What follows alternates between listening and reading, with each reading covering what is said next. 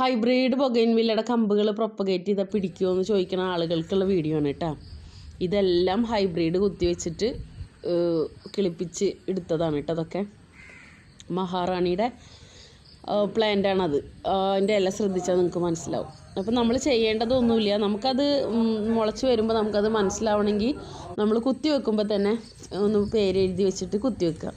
പിന്നെ ഇത് ഇങ്ങനെ ചെയ്യരുത്. ഇങ്ങനെ ചെയ്ത് കഴിഞ്ഞാൽ അതിൻ്റെ ഒരു നെഗറ്റീവ് വശം എന്താ വെച്ചാൽ നമുക്കിത് റിപ്പോർട്ട് ചെയ്യാൻ വേണ്ടി എടുക്കുമല്ലോ.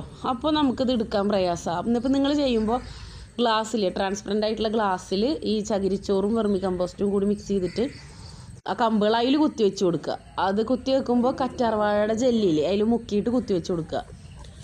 എന്തായാലും ഒരു 90% പിടിച്ചു കിട്ടും എന്നുള്ളത് ഉറപ്പാണ്. ഓക്കെ, നമ്മുടെ ചാനൽ ആദ്യമായിട്ട് കാണുന്നവരാണെങ്കിൽ ഒന്ന് സബ്സ്ക്രൈബ് ചെയ്തിട്ട് ആ ബെല്ലൈക്കൺ ഒന്ന് എനേബിൾ ചെയ്ത് വെക്കുക. കാരണം എപ്പോഴാണ് ഓഫർ ഇടാൻ പറ്റുമെന്ന് അറിയില്ല.